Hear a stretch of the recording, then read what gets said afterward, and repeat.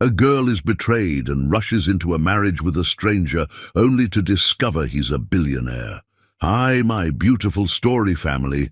Welcome back to Mr. Peter Stories. Yesterday was an incredibly special day. It was my birthday. I celebrated in grand style, but I missed you all so much. Your beautiful birthday wishes made my day unforgettable, and I'm so grateful to have you as my family. I truly wish I could have shared my birthday cake with each and every one of you. Just imagine us all celebrating together. It would have been amazing. Before we dive into today's story, tell me, how did you like the last one? If you enjoyed it, drop a yes in the comments below. Now, let's get started. The wedding invitation arrived on a Tuesday morning, nestled between a fashion magazine and bills like a viper hiding among garden flowers. Lilibet Davies sat in her home office, surrounded by the fruits of her successful art career. Paintings that had earned her recognition in Manhattan's competitive art scene, awards that gleamed on mahogany shelves, and the subtle luxury that came with being one of New York's rising stars in contemporary art. None of it mattered now. Her trembling fingers traced the gold-embossed letters on the cream-colored envelope. She didn't need to open it. The return address told her everything. James Winchester and Catherine Monroe cordially invited her to celebrate their union. James, her fiancé of 3 years. Catherine, her best friend since college. The betrayal was complete. Lilibet's gaze drifted to the painting that hung opposite her desk, the one she'd been working on for their wedding. It was meant to be a surprise, a celebration of their love story, James proposing in Central Park. The way the autumn leaves had danced around them, how perfect everything had seemed. Now, the canvas mocked her with its half-finished beauty, much like their relationship, incomplete and destined to remain that way. She rose from her ergonomic chair, her Louboutins clicking against the hardwood floors as she walked to the floor-to-ceiling windows of her Upper East Side apartment. The city sprawled before her, a maze of glass and steel that had witnessed countless dreams rise and fall. Somewhere out there, in one of those towering buildings, James was probably with Catherine, planning their perfect day. The memory of last week's dinner party crashed over her like a tidal wave. They'd all been there, James, Catherine, their mutual friends. Had everyone known? Had they all been laughing behind her back, watching her plan a wedding that would never happen? Her phone buzzed incessantly, messages from concerned friends probably. The news must have spread through their social circle like wildfire. Lilibet Davies, the artistic prodigy, left for her best friend. It would be the scandal of the season. "Ms. Davies?" Her assistant's voice came through the intercom. "The gallery called. They need your decision on the upcoming exhibition's layout." "Cancel everything," Lilibet replied, her voice surprisingly steady. "Clear my schedule for the next 2 weeks." "But Ms. Davies, the Morrison opening—" "Everything, Emma. Cancel it all." She turned back to her desk, picking up the invitation with newfound resolve. The paper crumpled in her grip before she tossed it into the wastepaper basket. 3 years of memories followed. Photos, gifts, letters, all the physical remnants of a love that had been built on lies. Her laptop chimed with an email notification. "James." Subject, "We need to talk." Lilibet's finger hovered over the trackpad, tempted to open it, to read whatever excuse he'd crafted. Instead, she opened a new tab and navigated to the airline's website. She needed to escape, to go somewhere where the whispers couldn't reach her, where pitying glances wouldn't follow her every move. Las Vegas appeared in the search results, the city of impulse decisions and fresh starts. Perfect. She booked the first available flight, then moved to her bedroom to pack. The massive walk-in closet that had once brought her joy now felt suffocating. Designer dresses hung like ghosts of parties past, each one holding memories of nights out with James and Catherine. The betrayal from her best friend cut deeper than James's infidelity. They'd been inseparable since their first day at Parsons School of Design. Catherine had been there through everything: Lilibet's first gallery showing, her parents' divorce, countless late nights spent discussing dreams and fears over bottles of wine. How long had it been going on? How many times had Catherine consoled her over relationship troubles with James, all while knowing she was the cause? The questions burned in Lilibet's mind as she threw clothes into her Louis Vuitton suitcase. Her phone rang again. Catherine's face appeared on the screen, a photo from their trip to Paris last summer. They'd spent a week exploring art galleries and vintage shops, sharing secrets and dreams. Had she been sleeping with James then? Had they been laughing at her naivety? Lilibet declined the call and blocked the number. The bedroom wall still held photographs from happier times. She and James at the Met Gala, Catherine's arm around her at her last birthday celebration, the three of them skiing in Aspen. Each image now revealed subtle signs she'd missed. The way James leaned slightly toward Catherine in group photos, the secretive glances they shared, the gradually increasing distance between her and James that she'd attributed to his busy schedule at the investment firm. She'd been such a fool. A knock at her door made her freeze. Through the peephole, she saw James standing in the hallway, still in his business suit, looking disheveled. His presence sparked not longing, but anger, pure white-hot rage that burned away the last of her tears. "Lilibet, please," his voice came through the door. "Let me explain." She pressed her forehead against the cool wood, remembering all the times he'd come home late, claiming to be working on important deals. Had he been with Catherine those nights? Had they met in secret while she waited up for him, believing in his devotion? "There's nothing to explain," she called back, her voice ice-cold. "The invitation said it all. It wasn't supposed to happen like this," he pleaded. "We were going to tell you properly. Catherine and I—" "It just happened." Lilibet laughed, a hollow sound that echoed in the empty apartment. "Things like this don't just happen, James. You made choices. Both of you did. Every lie, every secret meeting, every betrayal was a choice. I never meant to hurt you. That's the problem, isn't it? You never meant to do anything. You just let it happen, let me believe in a future that you were actively destroying. Get out, James. Go plan your wedding. I'm sure Catherine's waiting."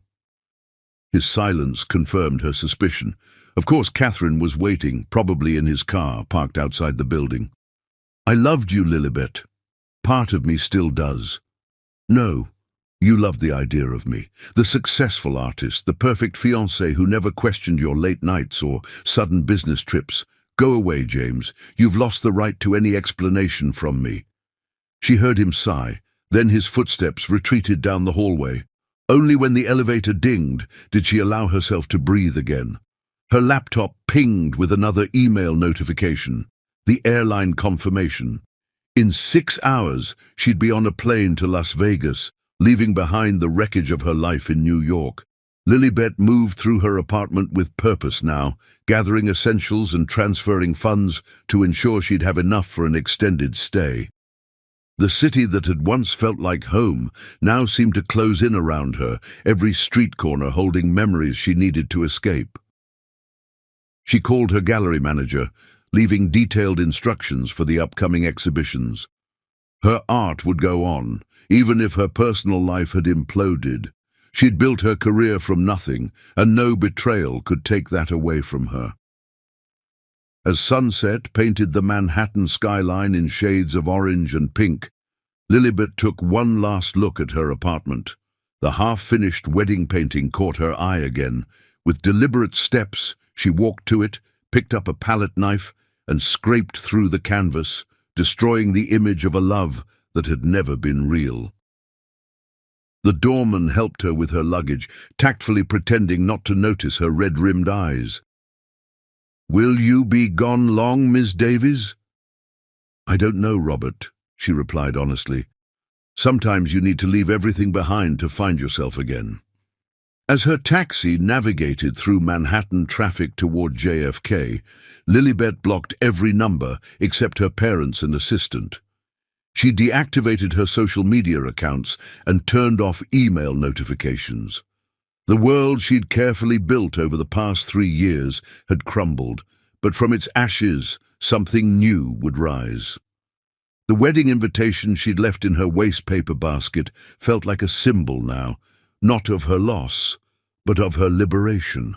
James and Catherine had unknowingly given her the push she needed to break free from the carefully constructed cage of expectations and social obligations that had slowly been suffocating her.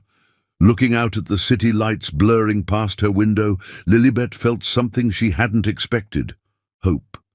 Somewhere between the crushing pain of betrayal and the burning need to escape, a small spark of excitement had ignited. She was free now, free from lies, free from pretense, free from a future that would have been built on deception. Las Vegas awaited, with its promises of reinvention and new beginnings. She had no idea what she would find there, but anything had to be better than staying here, drowning in memories of what could have been. As her taxi pulled up to the departures terminal, Lilibet straightened her shoulders and lifted her chin. They say living well is the best revenge. She intended to do more than live well. She intended to thrive. Little did she know that fate had already set in motion a chain of events that would lead her to a love story greater than anything she could have imagined. In less than 24 hours, she would meet a man who would change her life forever. But for now, all she knew was that she needed to get as far away from New York as possible. The universe, it seemed, had other plans for Lilibet Davies, plans that would make her current pain seem like a necessary step toward an extraordinary destiny. Chapter 2. Fate's Hand. The Las Vegas lights assaulted Lilibet's senses as her taxi wound its way down the strip. Each neon sign seemed to pulse in rhythm with her heartbeat, a symphony of artificial stars competing with the real ones hidden behind the city's perpetual glow. She'd chosen the Bellagio not for its opulence, but for its reputation as a haven for those seeking anonymity among luxury. The grand lobby stretched before her, a testament to excess and escapism. Crystal chandeliers caught the light, throwing rainbow patterns across marble floors that had witnessed countless stories like hers, though perhaps not quite like hers. She was, after all, Lilibet Davies, the artist whose last exhibition had sold out in hours. Now she was just another soul seeking solace in Sin City. "Welcome to the Bellagio, Miss Davies," the receptionist smiled, her practiced warmth never reaching her eyes. "We've upgraded you to one of our premium suites." Lilibet accepted the key card with a murmured thanks. The suite would be wasted on her. She hadn't come to Vegas for luxury. She'd come to lose herself, to forget the image of that wedding invitation that seemed burned into her retinas. The elevator carried her to the 28th floor, each ascending floor putting more distance between her and her old life. Her phone had been buzzing constantly during the flight. Messages from gallery owners, friends, even her mother, all demanding explanations she wasn't ready to give. The suite was exactly what she'd expected, tasteful elegance wrapped in beige and gold, with floor-to-ceiling windows offering a panoramic view of the city's glittering expanse. She dropped her bags by the door and headed straight for the minibar. If ever there was a time for overpriced hotel alcohol, this was it. 3 hours later, having changed into a black cocktail dress that made her feel more like herself, Lilibet made her way to the hotel bar. The Hyde Lounge was buzzing with the kind of energy that only Las Vegas could generate. A mixture of desperation, hope, and reckless abandon. She chose a seat at the bar, away from the crowds. The bartender approached with practiced efficiency, his name tag reading Marcus. "Manhattan, please," she ordered, appreciating the irony. "Make it double." "Running from something or celebrating?" Marcus asked as he prepared her drink. "Is there a third option?" She managed a weak smile. "In Vegas? Those are usually the only 2 categories we get." The Manhattan appeared before her, garnished with a perfect cherry. She took a sip, letting the familiar burn of quality bourbon ground her in the present moment. Around her the bar hummed with conversations in various languages, punctuated by the occasional burst of laughter or clinking of glasses. That's when she felt it, the weight of someone's gaze. Not the casual glances she was used to receiving, but something more intense, more deliberate. She turned slowly, scanning the crowd until her eyes locked with his. He sat at a corner table, alone, despite the crowd swirling around him. Tall, impossibly handsome, with dark hair that seemed to absorb the bar's dim lighting and eyes that held secrets she found herself wanting to uncover. He wore a suit that probably cost more than most people's monthly salary, but it was his presence, rather than his clothes, that commanded attention. Their eye contact held for one heartbeat, 2, 3.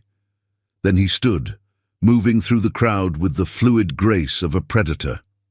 Every step brought him closer, and Lilibet felt her pulse quicken. Part of her wanted to flee. She wasn't ready for this, for him, for whatever this moment might become. But a stronger part, the part that had booked that flight to Vegas, kept her rooted to her bar stool. This seat taken. His voice was deep, with an accent she couldn't quite place. Old money mixed with something rawer, more dangerous. "Depends on who's asking," she replied, surprising herself with her boldness. He smiled then, a genuine expression that transformed his face from merely handsome to breathtaking. "Lennox Orion," he offered, sliding onto the bar stool next to her. "And you look like you're running from something." The accuracy of his observation startled a laugh from her. "Or towards something," she countered, taking another sip of her Manhattan. "Want to get married?" She meant it as a joke, a bitter jab at her own situation, but the words hung in the air between them, charged with possibility. His eyes darkened as he studied her face, and she felt exposed, as if he could see every wound James and Catherine had inflicted. "Yes," he answered simply. Lilibet nearly choked on her drink. "I was joking," she managed, though something in her chest tightened at his response. "Were you?" Lennox signaled the bartender, ordering a scotch neat with the casual authority of someone used to being obeyed. "Because I wasn't. You can't be serious."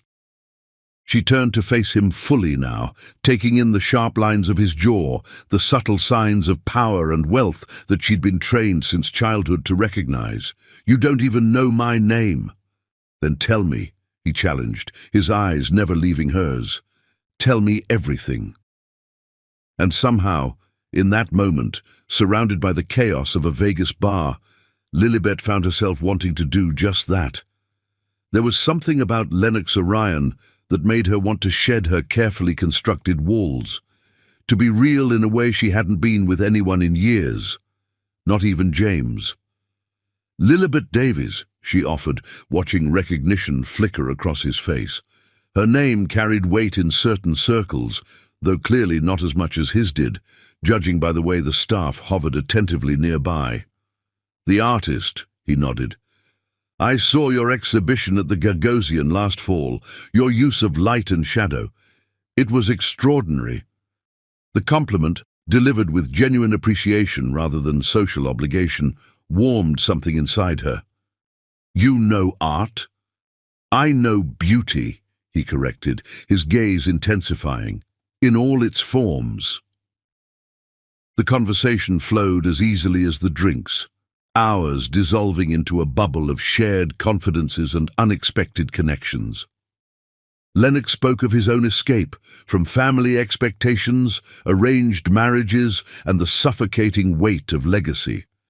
She told him about James and Catherine, the words spilling out without the sting she'd expected. "They did you a favor," Lennox said finally, his hand finding hers on the bar. "Sometimes we need to lose everything to find what we're really meant to have." His touch sent electricity through her veins, awakening parts of her she thought had died with James's betrayal. The rational part of her mind screamed that this was insane. You don't marry strangers in Vegas, no matter how compelling they might be. But rationality had led her to James, to 3 years of lies and betrayal. "I meant what I said earlier," Lennox continued, his thumb tracing patterns on her palm. "About marriage." "Why?" The question escaped before she could stop it. "Why would you want to marry a stranger?" "Because you're not a stranger," he replied with a certainty that shook her. "I've known you my whole life. I just didn't know it was you I was waiting for." The words should have sounded cheesy, practiced, but coming from him they held a raw truth that resonated with something deep inside her. She looked into his eyes and saw not the carefully polished facade of James's affection, but something wild and real and terrifying in its intensity. "This is crazy," she whispered, but she was already standing, her hand still in his. "Sanity is overrated," he smiled, leading her toward the exit. "Sometimes the craziest decisions are the ones that save us." The Vegas night enveloped them as they stepped outside, the air electric with possibility. Street performers and tourists blurred past as they walked, their destination clear, though neither had spoken it. The little white wedding chapel glowed like a beacon in the night, its neon promise of eternal love, both tacky and somehow perfect. Lennox never let go of her hand as they approached the entrance, giving her every opportunity to back out, to return to the safety of her planned existence. But Lilibet Davies had spent her entire life playing it safe, following the rules, being the person everyone expected her to be.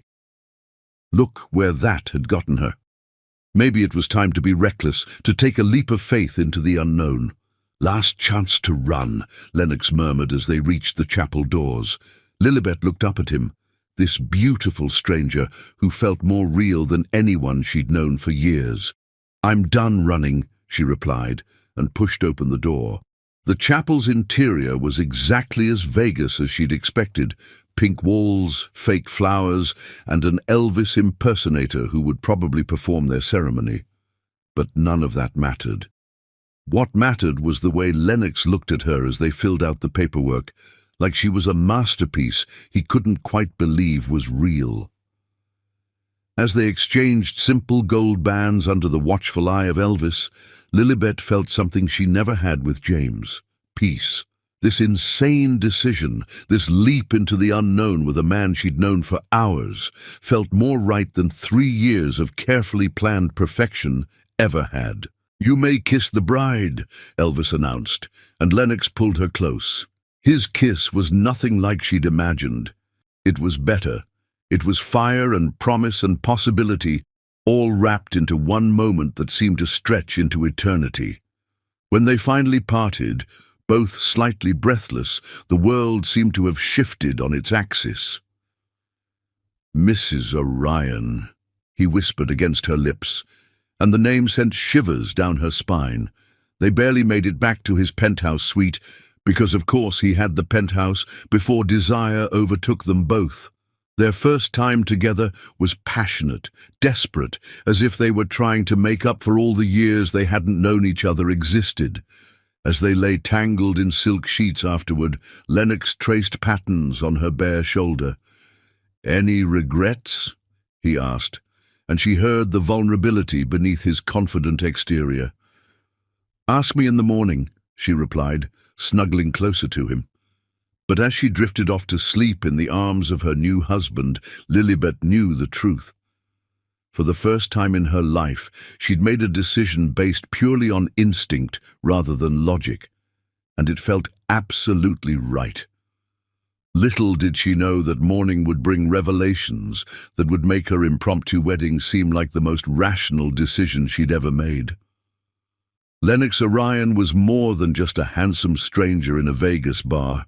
He was about to turn her world upside down in ways she couldn't begin to imagine, but for now she slept peacefully, protected by the arms of a man who had seen her broken pieces and chosen her anyway. Sometimes, she realized as sleep claimed her, the best love stories start with a little bit of crazy. Chapter 3. Morning Light. Sunlight streamed through floor-to-ceiling windows, painting golden patterns across silk sheets worth more than most people's monthly rent. Lilibet stirred slowly, her consciousness gradually piecing together the events of the previous night. The weight of the platinum band on her left hand confirmed it hadn't been a dream. She was married to a stranger in Vegas.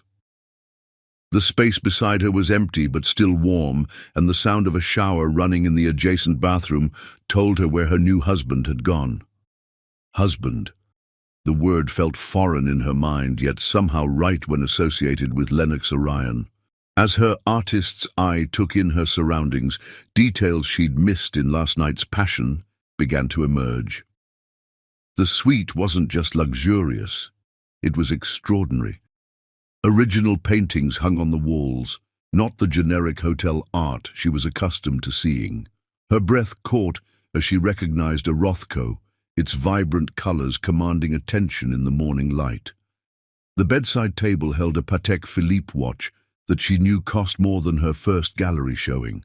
A leather briefcase bearing the subtle but unmistakable logo of Hermès rested against a chair, alongside a suit jacket that screamed Savile Row. "Good morning, Mrs. Orion." Lennox's voice drew her attention to the bathroom doorway. He stood there in nothing but a towel, water droplets trailing down his chest, looking even more devastatingly handsome in daylight. But it was his eyes that held her, intense, observant, catching every micro-expression that crossed her face as she processed their surroundings. "The Rothko is real, isn't it?" she asked, her art dealer instincts kicking in despite the situation. A smile tugged at his lips.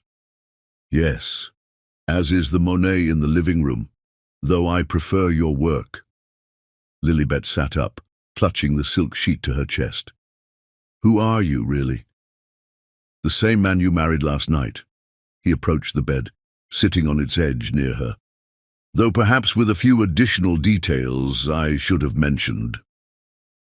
Before he could continue, a discreet knock at the door interrupted them. Lennox rose with fluid grace, donning a plush robe before answering. A parade of hotel staff entered, wheeling in an elaborate breakfast spread that wouldn't have looked out of place at a royal reception. "Your usual morning selection, Mr. Orion," the butler, because of course there was a butler, announced with practiced deference. "And I've taken the liberty of having the kitchen prepare some additional options for Mrs. Orion." The way he said her new name, with such natural acceptance, made this surreal situation suddenly very real. Lilibet watched as the staff moved with choreographed precision, setting up a breakfast that included everything from fresh-baked croissants to caviar. "The morning papers, sir," another staff member approached with a selection of publications, "though you may wish to review them privately first." Lennox's expression darkened slightly as he glanced at the headlines. After the staff departed, he handed one to Lilibet. Her heart stopped as she read, "Orion Airweds mystery artist in Vegas, Wall Street's most eligible bachelor off the market." The accompanying photo, clearly taken by someone at the chapel, showed them exchanging rings. She looked radiant, laughing at something Elvis had said, while Lennox gazed at her with undisguised adoration. "Orion," she whispered, the magnitude of that name finally registering. "As in Orion Global Investments? The company that owns half of Manhattan's skyline?" "Among other things." Lennox sat beside her again, his expression carefully neutral. "I should have told you last night. Would I have married you if I knew? That's exactly why I didn't tell you." He took her hand, his thumb brushing over her wedding ring. "Every woman I've ever dated has seen the name first and the man second. Last night, you saw me. Just me." The sincerity in his voice touched something in her heart, but questions still tumbled through her mind. "The papers are calling you Wall Street's most eligible bachelor. Surely there must be someone—" "An arranged marriage," he cut in, his jaw tightening. "My family has been pressuring me to marry Elena Rothschild. Our grandfathers had an agreement." "Had?" His smile turned wolfish. "Well, I'm already married now, aren't I?" The implication slowly sank in. She hadn't just married a wealthy man, she'd married into one of the most powerful families in America. The Orions were old money, the kind of wealth that shaped economies and influenced governments. "Your family will adapt," he stated firmly. "I'm not James, Lilibet. I make my own choices, and I stand by them." The mention of James brought reality crashing back. "My God," she laughed suddenly, the sound slightly hysterical. "I ran away from a cheating investment banker and accidentally married a billionaire." "To be fair, I'm much better looking than James," Lennox teased, drawing another laugh from her. He grew serious then, taking both her hands in his. "I understand if this changes things. If you want an annulment—" "No." The word escaped before she could analyze it, but she knew it was true. "Unless—" "Do you want one?" His response was to pull her into a kiss that left no doubt about his feelings on the matter. When they finally parted, both breathless, he rested his forehead against hers. "What I want," he murmured, "is to take my wife back to New York, show her the empire she's now part of, and spend the rest of our lives making James Winchester regret every breath he took while he had you. That sounds vindictively romantic. I prefer to think of it as strategic planning with passionate intent." A thought struck her then, making her pull back slightly. "The gallery opening next week. I cancelled everything when I ran away." "Uncancelled," he smiled. "My assistant contacted yours this morning. Everything's back on schedule with a few upgrades." "Upgrades?" "Let's just say the guest list now includes every major collector and critic on the East Coast. Your work deserves to be seen, Lilibet, and now you have the resources to ensure it will be—" She should have felt overwhelmed, should have been running for the hills. Instead, she felt peaceful, like all the chaos of the past few days had been leading her exactly where she needed to be. "There will be talk," she warned. "People will say I trapped you, that I'm after your money. Let them talk." His expression hardened. "Anyone who dares insult my wife will find themselves dealing with the full force of the Orion family's influence." The possessive note in his voice sent shivers down her spine. This was nothing like James's tepid declarations of love. Lennox spoke with the absolute certainty of a man who could reshape reality to match his desires. "You don't even know if we're compatible long-term," she pointed out, ever the practical one despite the circumstances. "I know that you're brilliant, talented, and strong enough to walk away from a comfortable life when it proved false.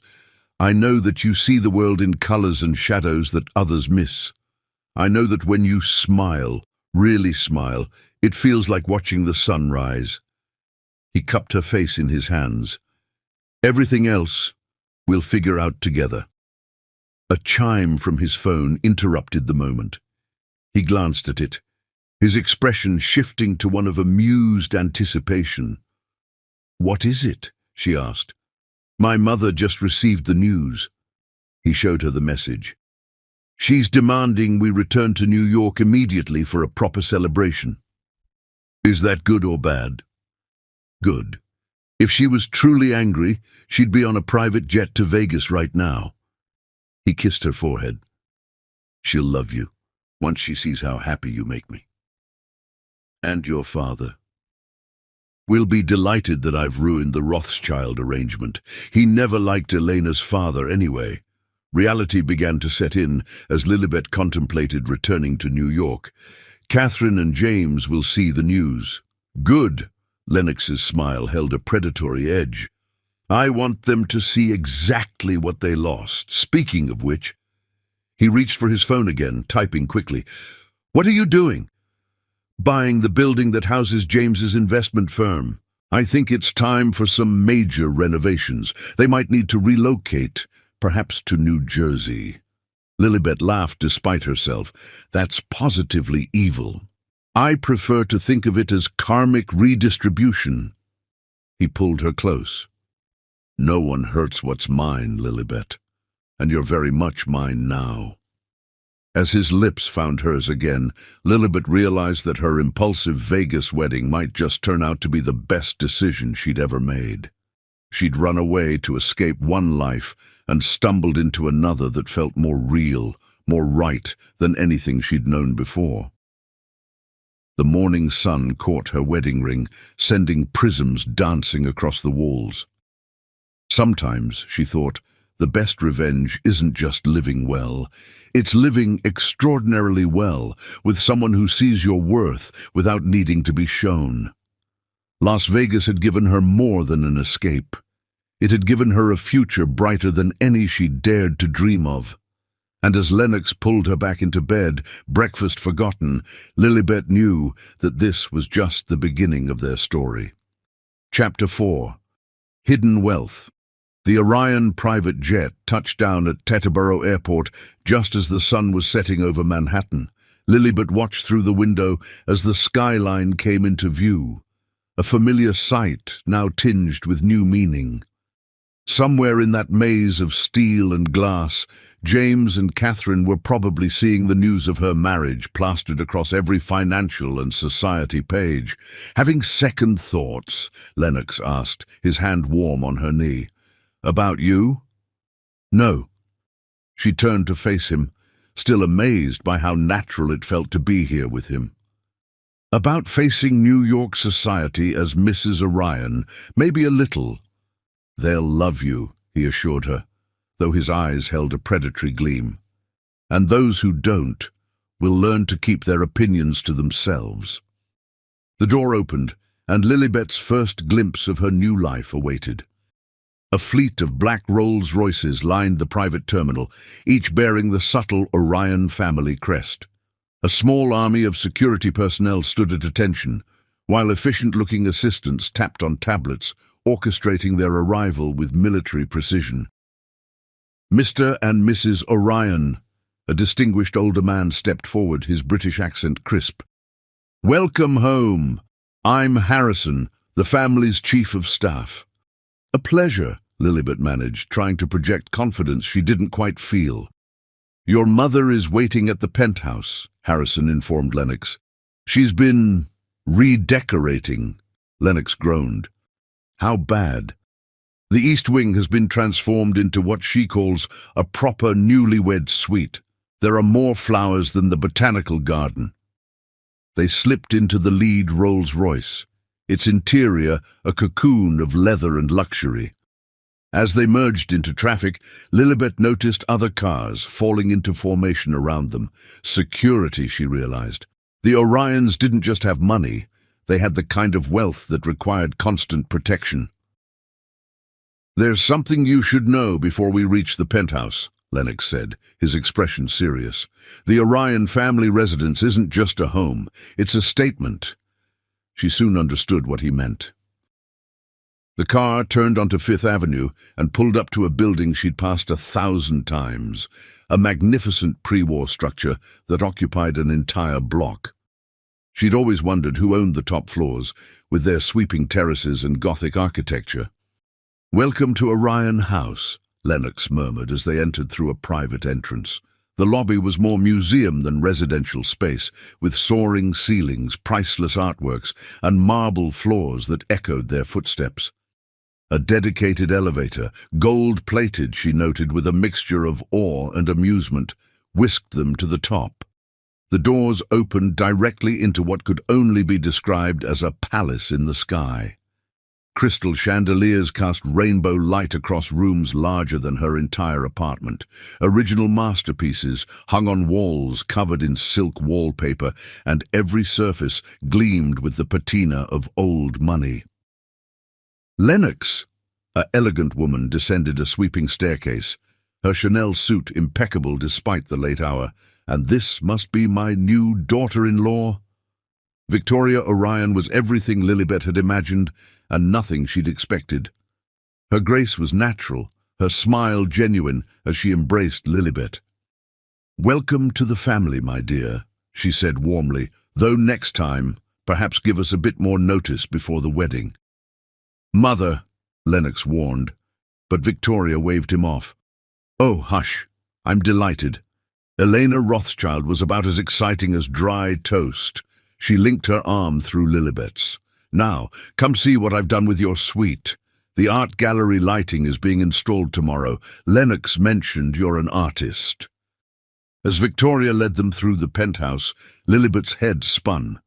Every room revealed new wonders, a library with first editions worth millions, a conservatory filled with rare orchids, a dining room that could seat 50. Your father is flying back from Tokyo tonight, Victoria informed them. He's cancelling the rest of his Asia tour to welcome you properly. And of course, we'll need to plan a reception, something intimate, just 400 or 500 of our closest friends. Mother, Lennox began, darling, we must. The Rothschilds are already making noise about breach of contract. We need to show a united front. She turned to Lilibet. You'll need a proper wardrobe, of course. I've arranged appointments with all the major houses tomorrow. I have clothes, Lilibet protested weakly. You have an artist's wardrobe, Victoria corrected kindly. You need armor. Trust me, dear, I've navigated these waters for 30 years. They reached the East Wing, and Lilibet gasped. The space had been transformed into a dream suite, with a sitting room overlooking Central Park, a bathroom larger than her old apartment, and a bedroom that managed to be both opulent and intimate. The artwork. She moved closer to one wall, recognizing her own style.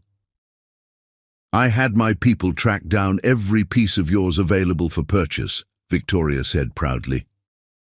Lennox mentioned you'd sold your first collections. I thought you might like to have them close. The thoughtfulness of the gesture brought tears to Lilibet's eyes. This wasn't the cold society matron she'd feared. This was a woman who understood the importance of maintaining one's identity, even while adapting to a new world. Thank you, she whispered. We protect our own, Victoria stated simply. Now get some rest. Tomorrow, we begin your transformation into an Orion. After Victoria left, Lennox pulled Lilibet into his arms. See, I told you she'd love you.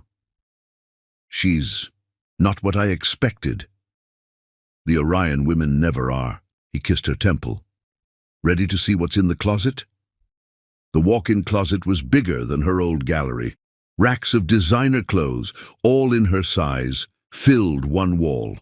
Another held shoes from every major designer, while a climate-controlled room housed bags that probably cost more than most cars. This is insane, she breathed. This is your life now, Lennox corrected. You're an Orion. It's time the world saw you that way. A notification chimed on both their phones, an alert from their security team. Someone had leaked their marriage certificate to the press. The story was breaking across all major networks. Lennox read the notification and smiled. Right on schedule. You planned this? I planned everything. He showed her his phone, where a photo of James and Catherine leaving their office was already trending. They look appropriately shocked, don't you think? Lilibet studied the image. James's face was ashen, while Catherine clutched his arm with white-knuckled fingers. They looked small somehow, diminished. You're rather terrifying when you want to be, she told her husband. Only to those who deserve it. He pulled her close. Tomorrow, New York society will meet Mrs. Lilibet Orion.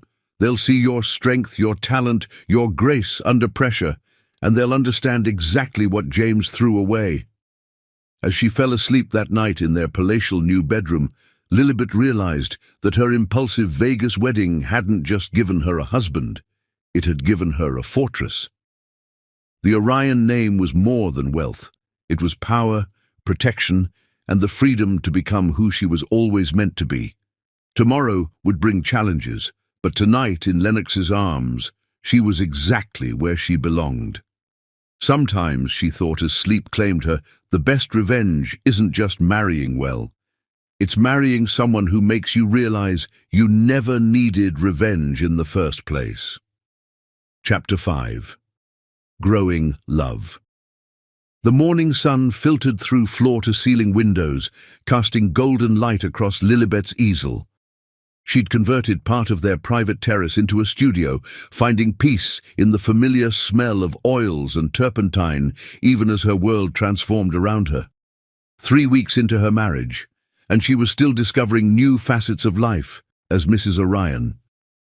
"You've captured his eyes perfectly," Victoria commented, appearing silently beside her. Lilibet's mother-in-law had developed a habit of dropping by unannounced, always bearing either wisdom or la durée macaron. Today, she had both. The portrait on the easel showed Lennox in a moment of unguarded tenderness, his usual sharp edges softened by the intimacy of the scene. Lilibet had caught him reading in their library, winter light highlighting the angles of his face, his expression peaceful. "He's different when we're alone," Lilibet admitted, accepting a macaron. "The world sees Lennox Orion, financial titan. I see just Lennox. That's why you're perfect for him." Victoria settled into a nearby chair with characteristic grace. "You see the man, not the empire, though I must say you're handling the empire remarkably well." It was true. The past weeks had been a crash course in navigating high society, and Lilibet had proven to be an apt student. Her first public appearance as Mrs. Orion had made headlines, not for any missteps, but for the quiet confidence she exhibited. "I had good teachers," Lilibet smiled, thinking of Victoria's patient guidance and Lennox's unwavering support. "Speaking of which," Victoria produced a tablet from her Hermes bag, "the guest list for your gallery opening tomorrow night has grown. The governor confirmed, and the Met's new director is coming specifically to discuss your fall exhibition." The gallery opening, her first as both artist and Mrs. Orion. The thought still sent butterflies through her stomach, though not entirely unpleasant ones. Her work had evolved in recent weeks, taking on new depth and complexity as her life transformed. "Have they confirmed?" Lilibet asked, not needing to specify who she meant. "James and Catherine?" "Yes." Victoria's smile turned predatory. "They could hardly decline, considering James's firm handles investments for half the guest list. Though I hear New Jersey is lovely this time of year." Lennox had made good on his promise about the building renovation. James's firm was indeed relocating to New Jersey, a fact that brought more amusement than satisfaction to Lilibet now. "I used to dream about revenge," she confessed, adding another stroke to Lennox's portrait. "Now it seems unnecessary, because you've found something better than revenge, genuine happiness." Victoria rose, brushing invisible dust from her Chanel suit. "Now finish that masterpiece and come down for lunch. Your father-in-law wants to discuss the new charitable foundation he's creating in your name." After Victoria left, Lilibet continued painting, losing herself in the play of light and shadow. She barely registered the passing time until familiar arms wrapped around her waist. "You're making me look far too handsome," Lennox murmured, pressing a kiss to her neck. "I'm painting what I see." She leaned back against his chest, savoring his warmth. "Liar," but his voice was tender. "Ready for tomorrow night?" "Yes," she realized, somewhat surprised by her own certainty. "Though not for the reasons I expected." "Oh?" She turned in his arms, studying the face she'd just spent hours painting. "A month ago, I wanted to show James what he'd lost. Now, I want to show the world what I've found. Does that make sense?" Perfect sense. His kiss was gentle, a contrast to his usual intensity. "You've changed me too, you know. The great Lennox Orion, changed by a Vegas wedding," she teased. "Transformed by love," he corrected seriously. "I used to see the world in terms of assets and liabilities, strategies and outcomes. Now I see it through your eyes, full of color and possibility." The confession touched something deep in her heart. This was the Lennox only she got to see, the man behind the power and wealth.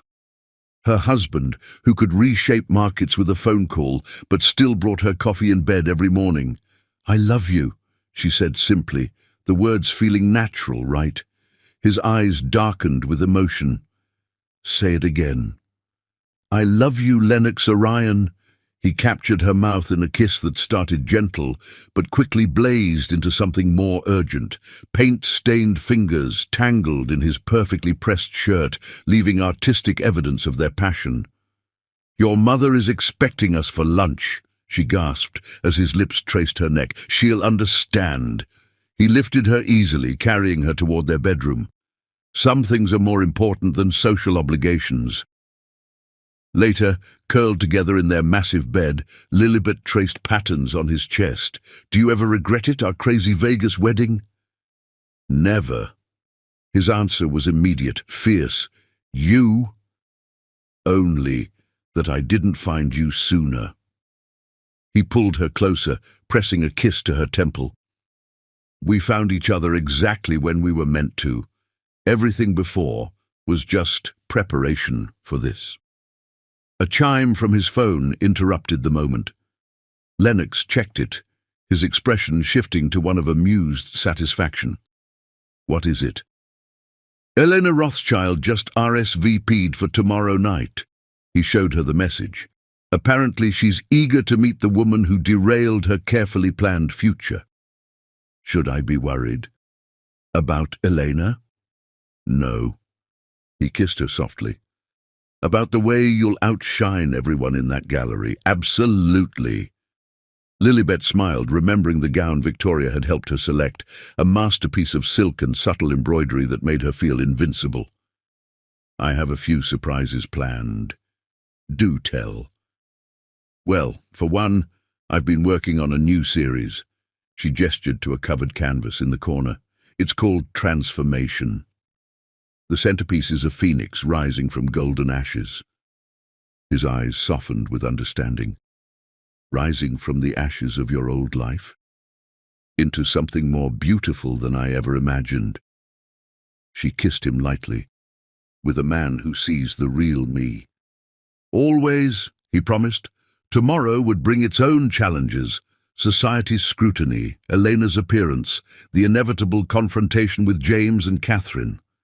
But here, in the sanctuary of their love, none of that mattered. Lilibet had run away to Vegas hoping to escape pain. Instead, she'd found a love story greater than any she could have painted. And tomorrow night, the world would see exactly what that love had created, in her art, in her life, and in the woman she'd become. Sometimes, she thought as Lennox pulled her close again, the greatest masterpieces aren't painted on canvas. They're written in the heart, one unexpected moment at a time. Chapter 6. Unexpected News. The morning sickness hit Lilibet like a tidal wave, sending her rushing to their marble bathroom for the third time that week. She'd blamed it on nerves at first. The gallery opening had been intense, with Elena Rothschild's calculated barbs and James's pathetic attempts at reconciliation. But as Victoria's knowing glances grew more pointed, Lilibet finally scheduled an appointment with the Orion family's private physician. Now, sitting in Dr. Montgomery's Park Avenue office, her hand clasped tightly in Lennox's, she struggled to process the news. "Triplets," Dr. Montgomery repeated, adjusting his wire-rimmed glasses as he pointed to the ultrasound screen. "All 3 fetuses are developing perfectly. Based on the measurements, you're approximately 8 weeks along." Lennox's grip on her hand tightened. "3 babies?" His voice held a mixture of awe and disbelief. "2 boys and a girl," the doctor confirmed, moving the ultrasound wand to show each tiny heartbeat. "All equally strong and healthy." Las Vegas had given them more than just a marriage, it seemed. Their first night together had created not 1 miracle, but 3. "I know this is overwhelming," Dr. Montgomery continued, his tone gentle.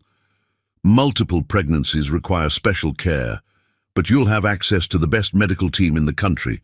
The Orion family has a private wing at New York Presbyterian, and I've already contacted the top maternal fetal medicine specialists."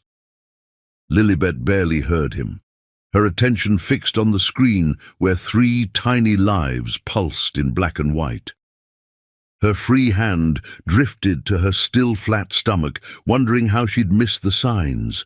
The fatigue she'd attributed to her busy schedule, the sudden aversion to the smell of oil paints, the way her clothes had felt slightly tighter. "Lilibet," Lennox's voice drew her back to the present.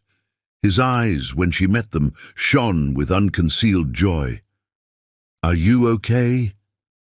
"We're having 3 babies," she whispered, a smile breaking through her shock. 3!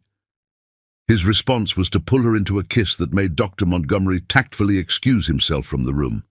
When they finally parted, Lennox pressed his forehead to hers, his hand joining hers over her stomach. "Thank you," he murmured, voice thick with emotion, "for giving me everything I never knew I wanted." The drive home was a blur of happy tears and stunned laughter. Harrison, their ever-efficient chief of staff, had already been briefed and was coordinating with the family's security team to increase protection protocols for the pregnant Mrs. Orion. "Your mother's going to be ecstatic," Lilibet realized as their elevator ascended to the penthouse. 3 grandchildren at once? "She's already redecorating the West Wing," Lennox admitted. "Apparently, she's had her suspicions for weeks." Victoria was waiting in the grand salon, practically vibrating with barely contained excitement. One look at their faces confirmed what she'd already guessed. "Well?" she demanded, rising from her antique settee with perfect poise. "You're getting 3 grandchildren, Mother," Lennox announced, his arm tight around Lilibet's waist. 2 boys and a girl." Victoria's composure cracked. With a very un-society matron-like squeal, she enveloped them both in a tight embrace. "I knew it. The way you've been glowing lately, darling, and that incident with the coffee last week." Lilibet laughed, remembering how she'd suddenly couldn't stand the smell of her favorite morning brew. "You could have given me a heads up and missed the joy of this moment." Victoria wiped elegant tears from her eyes. "Never. Now sit down before you fall down. You're growing 3 Orions in there. You need your rest." The next hours passed in a whirlwind of activity that only the Orions could generate. Victoria's team of interior designers presented plans for a state-of-the-art nursery suite. Security protocols were upgraded. Harrison coordinated with the family's PR team about the eventual announcement. Through it all, Lennox never left her side, his usual sharp business focus softened by wonder every time he looked at her. "I can feel you worrying," he murmured as they finally retired to their private suite that evening. "Talk to me." Lilibet curled into his embrace, letting his strength anchor her. "It's not worry exactly, more like overwhelming joy mixed with terror. We've only been married 2 months and now we're having 3 babies. What if—" "Don't." He cut her off with a gentle kiss. "No what ifs. We're in this together. You've already proven you can handle anything life throws at you with grace and strength. This is just our next adventure." 3 babies, she marveled again, placing his hand over her stomach. "They'll need names." "Strong names," he agreed. "Names worthy of their heritage, but unique enough to be their own people." "Like their father," she teased, thinking of how Lennox had forged his own path despite the weight of family expectations. "Like their mother," he corrected, "who turned a Vegas escape into an epic love story." They spent the next hour discussing names, dreams, and plans for their expanding family. Lennox's phone buzzed occasionally with congratulatory messages from the family's inner circle who'd been informed of the news. But he ignored them all, focused entirely on his wife and their miracle. "Elena Rothschild will be furious," Lilibet realized suddenly. "This definitely kills any hope of the arranged marriage being salvaged." "Good." Lennox's smile held a hint of that predatory edge she'd come to love. "Let her be furious.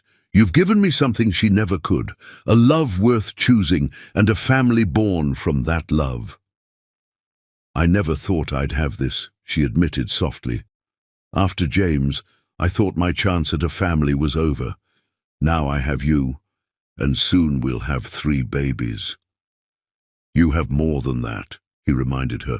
You have the entire Orion family behind you. Our children will be the most protected, loved, and supported babies in New York. Poor James, she mused, though there was no bitterness in her voice. He thought he was trading up with Catherine, and instead, he lost the most precious thing he'll ever find. Lennox kissed her deeply. His loss, my infinite gain. That night, as Lilibet drifted off to sleep in her husband's arms, she felt a profound sense of rightness.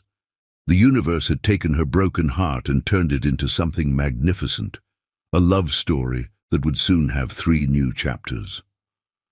Las Vegas had given her more than an escape. It had given her a destiny greater than any she could have imagined. And as Lennox's hand rested protectively over their growing miracles, she knew that this was just the beginning of their extraordinary tale. Sometimes, she thought as sleep claimed her, the best revenge isn't just finding happiness, it's finding a happiness so complete that revenge becomes meaningless. In her case, that happiness now came with 3 tiny heartbeats and a love strong enough to support them all. Chapter 7. Shadow's Return. The news broke on a crisp autumn morning, splashed across every major newspaper and financial publication. Orion dynasty secured, triplet heirs on the way. The Wall Street Journal devoted its entire society section to the announcement, while Bloomberg ran a special segment on the implications for Orion Global Investments succession planning. Lilibet stood in her private studio, now modified to be pregnancy-safe, studying her reflection in the full-length mirror. At 4 months along, her belly had begun to show distinctly, impossible to hide in the Valentino dress she'd chosen for tonight's charity gala. "The media's going crazy," Lennox announced, entering with his tablet in hand. "Orion stock is up 12% just on the news of multiple heirs." "Only the Orions could turn a pregnancy into a market rally," she teased, turning to accept his good-morning kiss. "How are my 4 favorite people this morning?" His hand splayed protectively over her growing bump. Before she could answer, Victoria swept in, already immaculately dressed despite the early hour. "The responses are overwhelming. Every major family on the East Coast is sending congratulations. The Rothschilds, however—" "Elena made a statement," Lilibet guessed, noting her mother-in-law's expression. "Page 6 is running with her quote about convenient timing and rushed marriages." Victoria's smile turned sharp. "I've already handled it." "Mother," Lennox warned, "what did you do?" "Nothing dramatic. I simply reminded certain people about Elena's own indiscretions during her semester in Paris. Amazing how quickly stories can disappear when the right pressure is applied." A knock at the door interrupted them. Harrison entered, his usual efficiency tinged with concern. "Mrs. Orion, you have a visitor. James Winchester is in the lobby, insisting on speaking with you." The room temperature seemed to drop several degrees. Lennox straightened, his protective instincts flaring. "Absolutely not. Wait," Lilibet touched his arm. "I should see him." "Lilibet, I'm not the same woman he betrayed," she reminded him softly. "Let me handle this." After a moment of internal struggle, Lennox nodded. "Harrison, have security bring him to the Blue Salon, and stay within earshot." The Blue Salon, with its priceless French antiques and commanding views of Central Park, was designed to intimidate. Lilibet settled regally onto a Louis XV settee, smoothing her dress over her bump. When James was shown in, she barely recognized him. Gone was the confident investment banker who'd broken her heart. This James looked smaller somehow, his designer suit failing to mask his discomfort. "Lilibet," he started, then stopped, his eyes fixed on her pregnant belly. "James." Her voice was cool, controlled. "To what do I owe this unexpected visit. He ran a hand through his hair, a nervous gesture she once found endearing. Now it just seemed pathetic. Triplets? With him? My husband, she corrected firmly. Yes, 2 boys and a girl. I always thought... He trailed off, looking lost. We talked about having children. We talked about a lot of things, James. Then you slept with my best friend. He flinched. I made a mistake. Seeing you now with him carrying his children, I realize what I threw away. No, Lilibet's voice took on steel. You don't get to do this. You don't get to show up at my home in my new life and play the regretful ex. I'm happy, James. Truly, deeply happy. Something I never was with you, though I didn't know it then.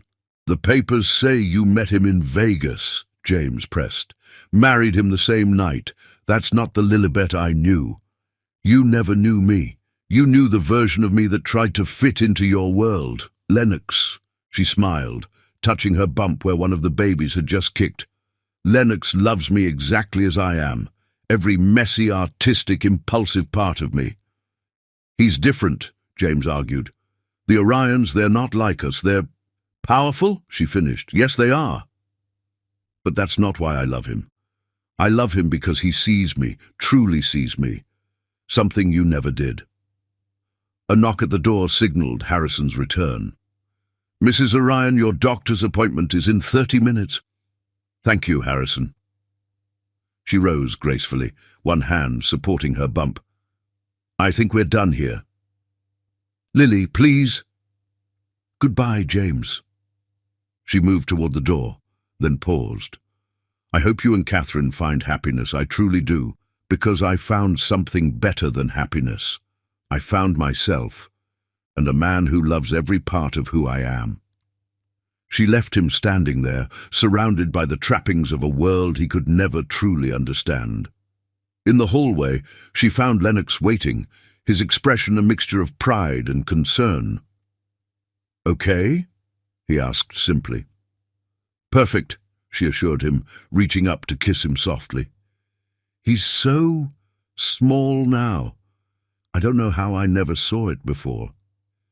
Because you've grown, he murmured against her hair, into who you were always meant to be. Later that evening, as they prepared for the charity gala, Lilibet shared a quiet moment with Victoria in the family vault, selecting jewelry for the evening. You handled him beautifully, her mother-in-law commented, fastening a spectacular diamond necklace around Lilibet's neck. Like a true Orion. I almost felt sorry for him, Lilibet admitted. He looked so lost. Men like James Winchester often are, Victoria observed. They chase what they think they should want, never understanding what they actually need. She stepped back, studying her handiwork. Perfect. You're going to own that room tonight. The gala proved Victoria right. Lilibet floated through the evening on Lennox's arm, her pregnancy giving her an extra glow that no diamonds could match.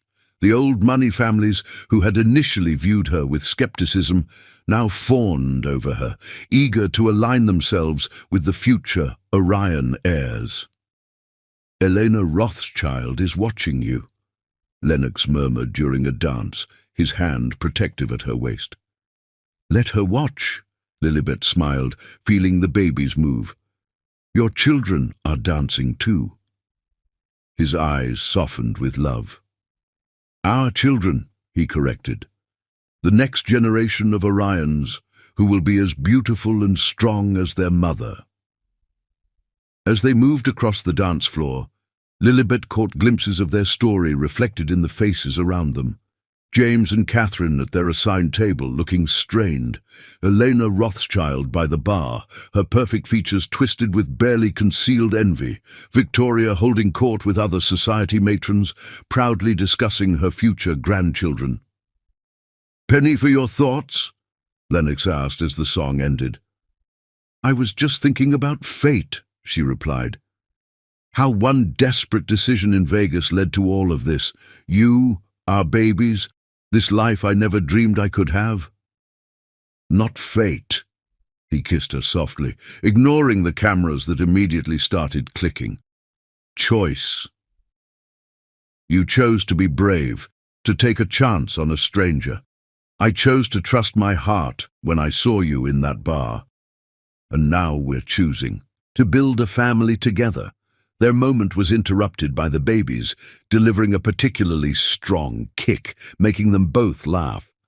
Lennox's hand immediately went to her bump, his smile radiant as he felt their children move. I think they're saying hello to their daddy, Lilibet teased. Hello, little ones, he murmured, not caring that half of New York society was watching this intimate moment. Keep growing strong in there. The world is waiting to meet you. As the evening wound down, Lilibet realized something profound. The shadows of her past, James, Catherine, Elena, they weren't shadows at all anymore. They were simply background characters in a story that had grown far beyond them. Her real story was here, in Lennox's arms, with their babies growing beneath her heart and a future brighter than any she could have painted. Sometimes, she thought as they headed home, the best revenge isn't just living well, it's living authentically, surrounded by a love so pure it transforms everything it touches. And her love story, improbable as it had begun, was just getting started. Chapter 8. Truth and Trust. The nursery suite in the west wing of Orion House had been transformed into a wonderland. Hand-painted murals depicting fairy tales wrapped around the walls, while 3 identical custom cribs, crafted by the same artisans who made furniture for European royalty, waited for their precious occupants. Lilibet stood in the center of it all, one hand resting on her 7-month belly, the other holding a small velvet box. "What's this?" Lennox asked, entering the room with his jacket off and sleeves rolled up, having just returned from a board meeting. "Open it," she smiled, handing him the box. Inside lay 3 tiny gold bracelets, each delicately engraved. "For the babies?" "I had them made from my old engagement ring from James," she explained. "I wanted to transform something from my past into something beautiful for our future." Lennox's eyes softened as he read the engravings. Atlas Kingston Orion, Phoenix Wild Orion, and Aurora Rose Orion. "Do you like the names?" They'd spent weeks debating, wanting each child to have a name that carried both strength and meaning. "They're perfect," he pulled her close, careful of her growing bump, "like their mother." The babies chose that moment to make their presence known, delivering a series of kicks that made them both laugh. At 7 months with triplets, Lilibet's petite frame was significantly changed, but Lennox looked at her with more desire than ever. "I have something for you too," he said, leading her to sit in the custom rocking chair, "though it's not quite as meaningful as your gift." He pulled out a large envelope from his briefcase. Inside were papers that made Lilibet's eyes widen. "You bought the entire block," she gasped, reading the real estate documents. "I'm converting it into the Lilibet Orion Art Center," he explained, his eyes alight with excitement. "A gallery space for emerging artists, studios for rent at below market rates, and a foundation to provide grants for artists who need support, like you needed once." Tears filled her eyes. This wasn't just a grand gesture, it was a deep understanding of who she was and what mattered to her. "Lennox." "There's more," he continued, sitting beside her. "The top floor will be your private studio, large enough for any project you want to undertake, with a separate playroom so you can work while being near the babies." "You think of everything," she whispered, pulling him down for a kiss. "I think of you," he corrected, "and our family." A knock at the door interrupted them. Harrison entered, followed by Dr. Montgomery for Lilibet's weekly checkup. "How are our little Orions doing?" the doctor asked, setting up his portable ultrasound equipment. "Active," Lilibet laughed, "especially at night." The checkup revealed 3 healthy babies, growing right on schedule. Dr. Montgomery's expression, however, held a note of concern. "What is it?" Lennox demanded, instantly alert. "Nothing alarming," the doctor assured them. "But with triplets at this stage, we need to discuss the possibility of bed rest. Your blood pressure is slightly elevated, Mrs. Orion." "No," Lilibet protested. "The art center opening is in 2 weeks. I need to be there." "Our priority is your health and the babies," Lennox said firmly. "The art center can wait." "Actually," Dr. Montgomery interjected, "light activity is still beneficial, but we'll need to monitor you closely. No long periods standing, no stress, and absolutely no dealing with board members or society events." Lennox's phone buzzed. Elena Rothschild was making waves again, this time with implications about the timing of the pregnancy. He silenced it without looking. "Already handled. Mother has taken over all social obligations, and the board can deal with me directly." After the doctor left, they remained in the nursery, Lennox kneeling before Lilibet's chair with his hands on her bump. "I never told you about the night I met you," he said suddenly. "What I was really doing in that bar." "Running from the arranged marriage," she guessed. "More than that." He took a deep breath. "That morning, I discovered Elena had been working with a rival firm, using our engagement to gather insider information. The marriage arrangement wasn't just about family alliances, it was a corporate takeover attempt." Lilibet gasped. "Did she succeed?" "No." His smile turned predatory. "Because I met you instead. While the Rothschilds were plotting their takeover, I was falling in love in Vegas. By the time they realized what had happened, all their carefully placed pieces were useless. Because you were already married to me. Because I was already saved by you," he corrected. "You think I rescued you that night, but you rescued me too. From a loveless marriage, from a life of strategic alliances instead of real connections." She ran her fingers through his hair, loving how he leaned into her touch. "Is that why Elena's so bitter? Because she lost both the man and the merger?" "She lost something she never had." He kissed her palm. "I was never hers to lose." Their moment was interrupted by Victoria's arrival, bearing shopping bags and her tablet. "The nursery staff interviews are scheduled for tomorrow," she announced. "I've narrowed it down to the top candidates, all with multiple birth experience and impeccable references." "I still think 3 nannies is excessive," Lilibet protested. "Darling," Victoria sat gracefully in a nearby armchair, "you're having 3 Orion babies. Trust me, you'll need all the help you can get. I had 2 nannies just for Lennox, and he was only 1 baby. A perfectly well-behaved baby," Lennox added innocently. "You scaled the mansion's facade at age 4 because you wanted to see if you could," his mother reminded him dryly.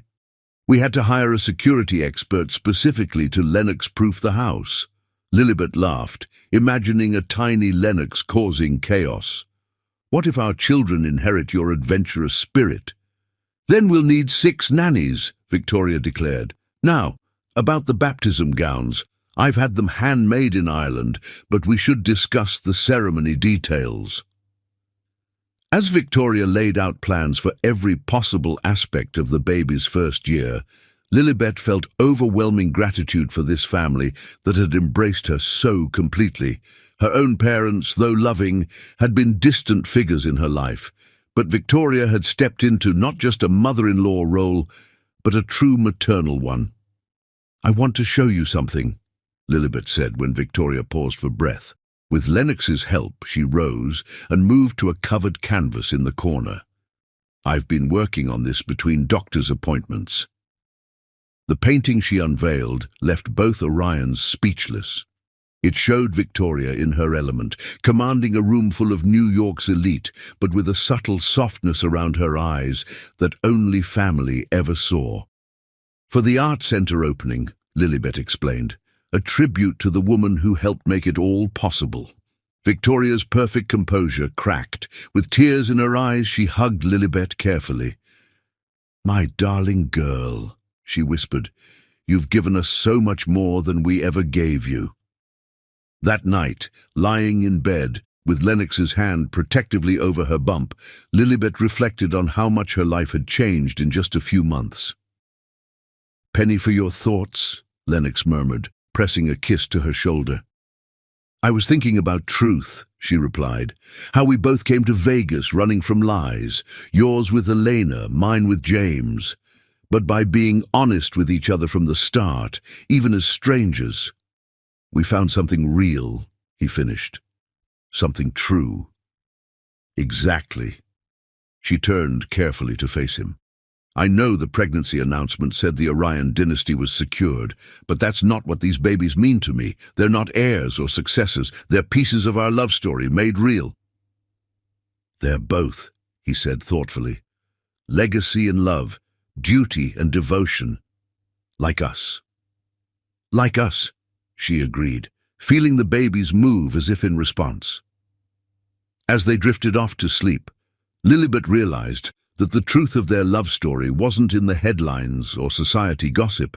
It wasn't even in the grand gestures like art centers or family legacies. It was here, in these quiet moments, when the world fell away, and all that remained was their connection, honest, deep, and unshakable. Sometimes, she thought as sleep claimed her, the greatest truth isn't found in careful planning or social expectations. It's found in a Vegas bar, in a leap of faith, in the eyes of a stranger who sees straight to your soul, and their truth had given them not just love, but a future more beautiful than either could have imagined. Chapter 9. New Life. The storm that hit Manhattan that spring morning seemed to mirror the drama unfolding in the Orion private wing of New York Presbyterian Hospital. At 34 weeks pregnant with triplets, Lilibet had been admitted after her blood pressure spiked dangerously high during a routine checkup. "The babies need to come now," Dr. Montgomery announced, studying the monitors with concern. "Their heart rates are strong, but we can't risk waiting any longer." Lennox, who hadn't left her side since the admission, gripped her hand tighter. He'd been in the middle of a crucial merger meeting when Harrison interrupted with news of Lilibet's condition. The deal could wait. His family couldn't. "Everything's ready, Doctor," Montgomery continued. "We have the top NICU team standing by, though from what I'm seeing, these little Orions are already showing their strength." The operating room had been prepared to the exacting standards that the Orion name commanded.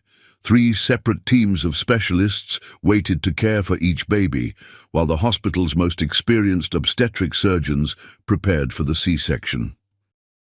"I'm scared," Lilibet whispered to Lennox as they wheeled her toward the OR, her voice trembling slightly. "I know, my love," he kissed her forehead. "But you're the strongest person I know. You turned a Vegas escape into the greatest love story ever told. Bringing our children into the world, that's just the next chapter." Victoria waited outside the OR, her perfect composure showing cracks of genuine concern. "Everything's arranged," she assured them. "The nurses are all vetted, security is in place, and I've had the entire floor cleared of anyone without direct medical necessity." "Thank you, Mother," Lennox said softly, the words carrying years of understanding between them. "Bring my grandchildren safely into the world," she replied, squeezing Lilibet's hand. "I'll be right here waiting." The OR was organized chaos, controlled by Dr. Montgomery's calm commands. Lennox, dressed in surgical scrubs that probably cost more than a regular doctor's monthly salary, kept his position by Lilibet's head, whispering words of love and encouragement. "Ready to meet our children?" he asked as the procedure began. "More than ready," she managed to smile. "They've been practicing their kickboxing skills on my ribs for weeks." At 9:47 a.m., Atlas Kingston Orion announced his arrival with a strong cry that brought tears to his father's eyes. "Just like his mother," Lennox murmured, making a dramatic entrance. Phoenix Wild Orion followed 2 minutes later, his cry slightly softer but equally determined. The medical team worked with practiced efficiency, checking and clearing each baby before moving them to their waiting incubators. At 9:52 a.m., Aurora Rose Orion completed their family, her cry a perfect melody that made Lilibet sob with joy. "She's here," she whispered. "They're all here. They're perfect." Lennox's voice cracked with emotion. All three of them. Perfect like their mother. The next hours passed in a blur of medical checks and first moments. Despite being early, all three babies were remarkably healthy, requiring minimal NICU time. The Orion genes, combined with Lilibet's strength, had given them a fighting start. When Lilibet was finally settled in her private suite, decorated more like a luxury hotel room than a hospital space, the babies were brought to them one by one. Atlas, the firstborn, had Lennox's strong features and intense gaze. Even at a few hours old, he seemed to study everything around him with remarkable focus. "He'll be running board meetings before he can walk," Victoria predicted proudly. Phoenix, slightly smaller than his brother but no less mighty, had a mix of both parents' features and a calm demeanor that belied his dramatic name. "The peacemaker," Lennox noted as the baby gripped his finger with surprising strength. Aurora, their precious daughter, was a perfect blend of both parents, with Lilibet's delicate features and Lennox's commanding presence. She settled into her mother's arms like she belonged there, her tiny hand reaching up to touch Lilibet's face. "Hello, my loves," Lilibet whispered, surrounded by her three miracles. "Welcome to the world." The news of the triplets' arrival spread quickly through New York's elite circles. The hospital's reception was flooded with flowers and gifts, each carefully screened by security before being allowed near the Orion heirs. "Elena sent congratulations," Victoria mentioned casually, arranging a particularly spectacular bouquet of rare orchids. "Through gritted teeth, I imagine." "The Rothschilds have bigger problems," Lennox replied, never taking his eyes off his family. "Their attempted takeover cost them several key board positions. They're lucky I was too happy about becoming a father to pursue further action." "James sent something too," Harrison reported. "I had it returned unopened." Lilibet, who once would have felt a twinge at hearing James's name, merely smiled. How could she spare any thought for past pain when her present was so filled with joy? The babies were passed carefully between family members, each tiny Orion already showing hints of their unique personalities. Atlas, true to his name, seemed to carry the weight of his legacy with natural grace. Phoenix watched the world with quiet wisdom, while Aurora charmed everyone who held her with her perfect baby smile. "They're going to change the world," Victoria predicted, cradling Aurora. "These three will reshape New York society in ways we can't imagine." "They already have," Lennox murmured, watching his mother bond with his daughter. "They've given us something greater than social standing or corporate power. They've given us completion." That evening, when the parade of visitors had finally ended and the babies were sleeping peacefully in their bassinets, Lennox and Lilibet had a moment alone. "Thank you," he whispered, holding her close, "for giving me everything I never knew to dream of." "Thank you for being in that bar in Vegas," she replied, thinking of how close she'd come to choosing a different escape, "for seeing past my broken heart to who I could become." "I saw who you already were," he corrected. "Strong, beautiful, capable of extraordinary love. These babies? They're just proof of what I knew that first night, that sometimes the biggest risks bring the greatest rewards." A soft cry from Aurora's bassinet had them both moving, working in perfect sync to tend to their daughter's needs. As they settled back into each other's arms, their three miracles sleeping peacefully nearby, Lilibet felt a profound sense of rightness. "I used to think love was about grand gestures and perfect moments," she mused. But it's this, isn't it? The quiet times, the shared smiles, the way you know exactly when I need you without my having to say a word. It's everything, Lennox agreed. The Vegas wedding, the society scandals, the corporate battles, they're just the backdrop. This, right here, is our real story. Outside their window, the storm that had ushered in the triplets' arrival began to clear, revealing a perfect spring evening. 3 new stars seemed to shine particularly bright, as if the universe itself was celebrating the arrival of the next generation of Orions.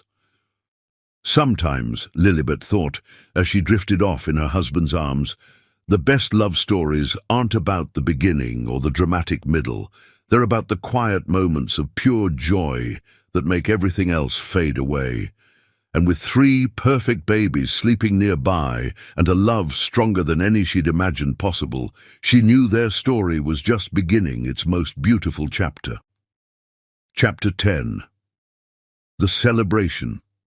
The Orion estate in the Hamptons had been transformed into a fairy tale wonderland for the triplets' first birthday.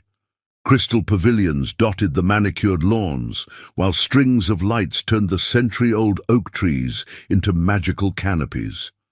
The guest list read like a who's who of New York society, with private jets filling the local airstrip and luxury cars lining the winding driveway. "Is all this really necessary?" Lilibet asked, watching from the master suite's balcony as an army of staff put final touches on the elaborate celebrations. "For the next generation of Orions?" "Absolutely," Victoria answered, entering with Aurora in her arms. The little girl, dressed in a custom-made Dior baby dress, reached for her mother immediately.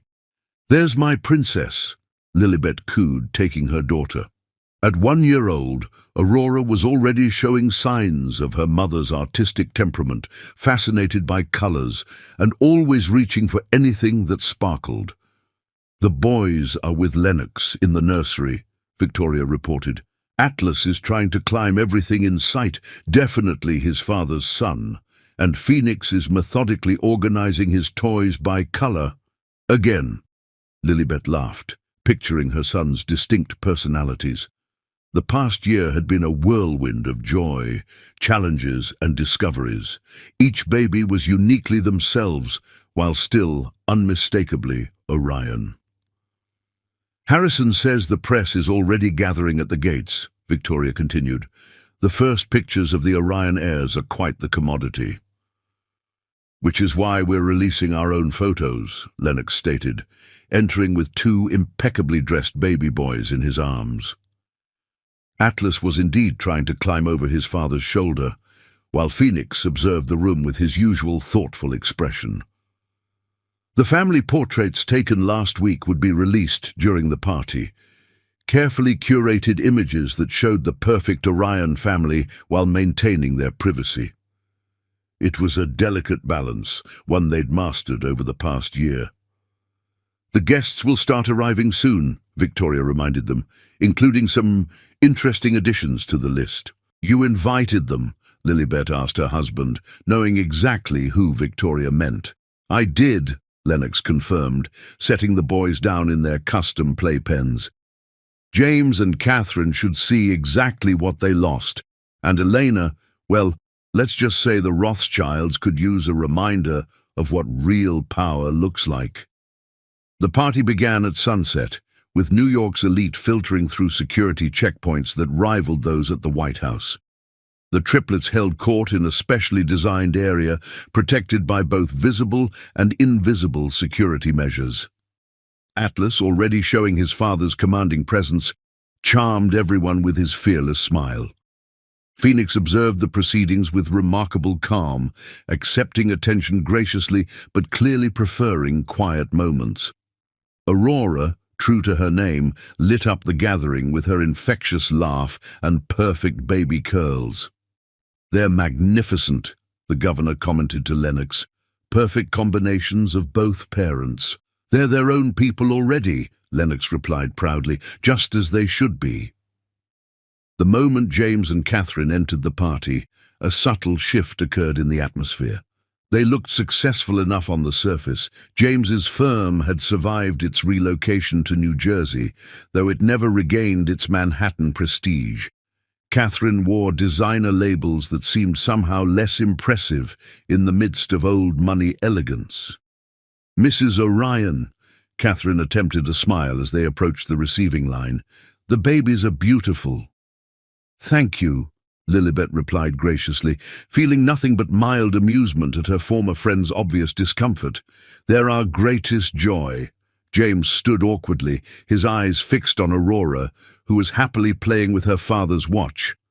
The baby girl looked up at him with Lilibet's eyes set in Lennox's determined features, a living reminder of what he'd thrown away. Elena Rothschild made her entrance later, perfectly coiffed and dripping with diamonds that seemed gaudy compared to the subtle wealth surrounding her. She made her way to the triplets' area, her smile not quite masking her bitterness. "They're everything we hoped for," Lennox said loudly enough for Elena to hear, his arm wrapped lovingly around Lilibet's waist. "Perfect little miracles." The party reached its peak as the sun set completely, the gardens illuminated by thousands of lights. A chamber orchestra played softly, while waiters circulated with champagne worth more than most people's monthly salary. "Speech!" someone called out, and the crowd turned expectantly toward Lennox. He stood, every inch the powerful patriarch, but his eyes were soft as they fell on his family.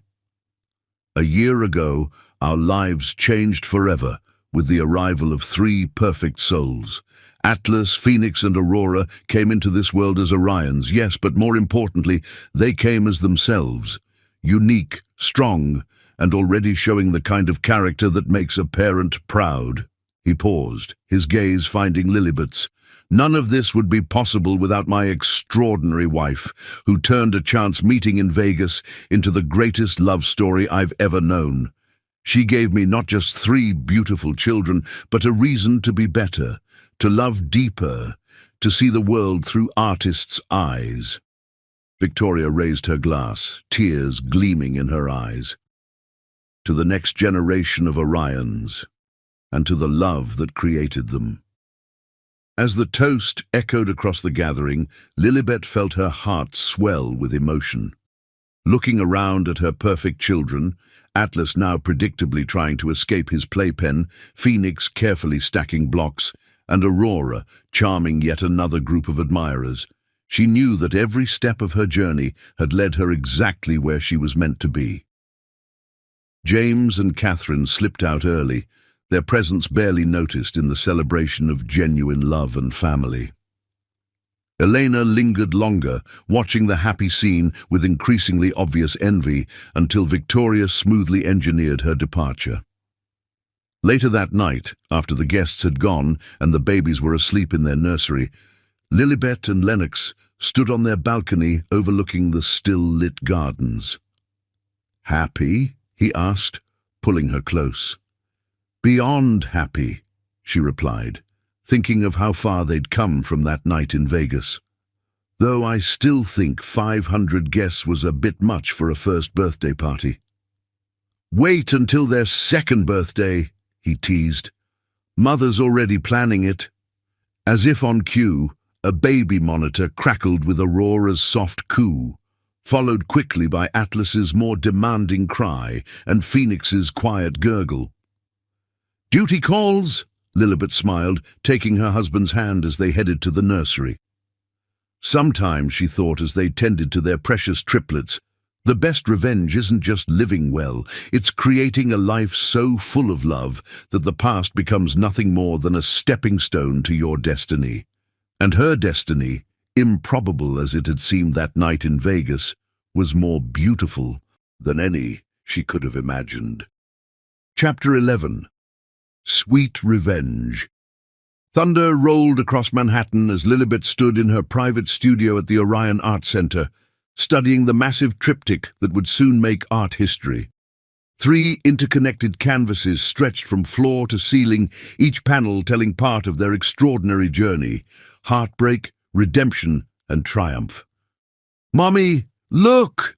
Aurora's voice rang out from her special corner, where she was creating her own version of her mother's work.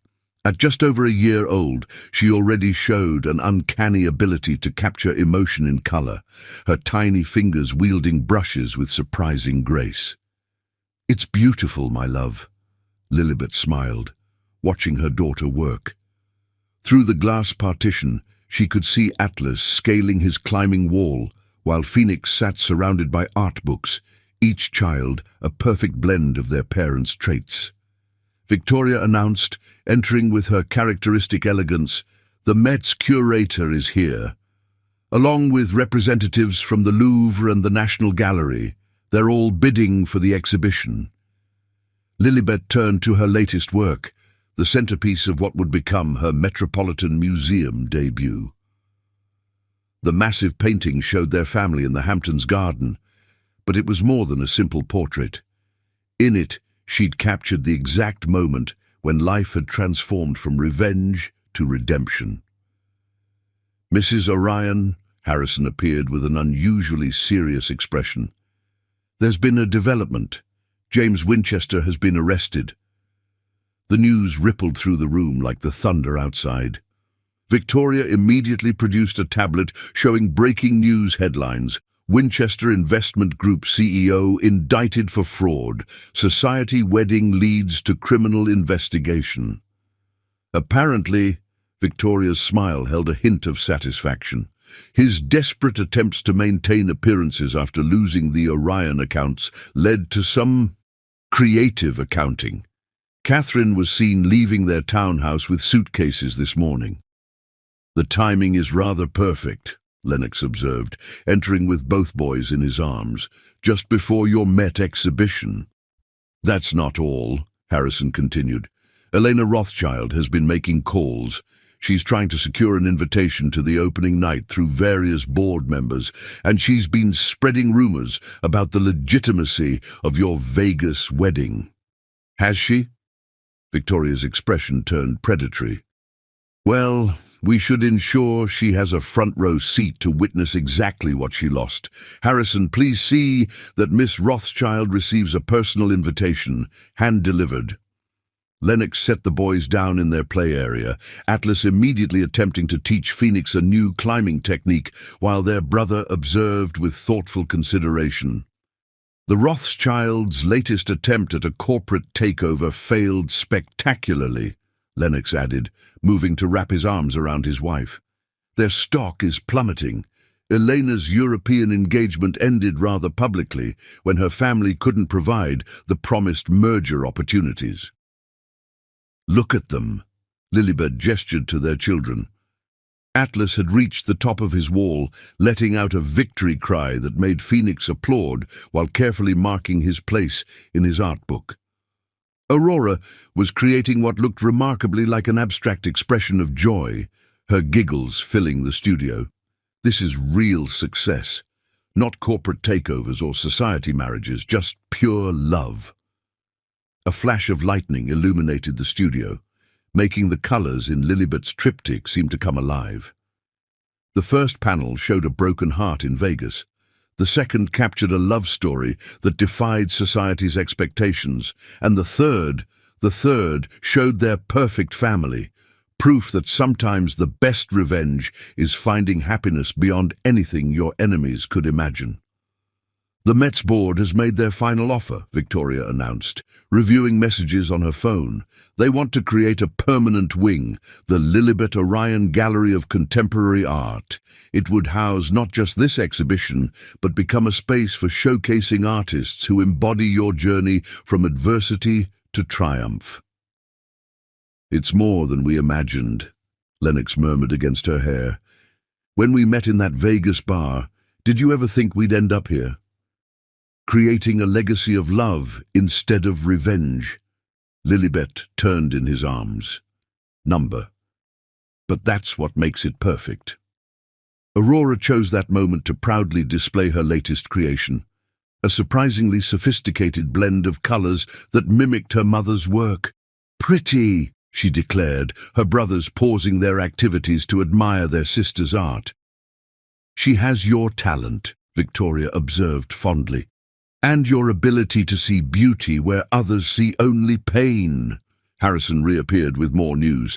The RSVPs for the Met opening are overwhelming. Every major collector, critic and society figure has confirmed. And, he paused significantly, Catherine Winchester has requested a private meeting. She's offering to tell her side of the story to any publication willing to listen. Desperate times, Victoria mused. Now that James faces prison and their assets are frozen, she's looking for a lifeline.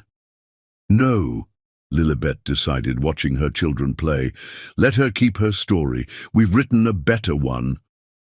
Lightning flashed again, illuminating the triptych like a spotlight from heaven.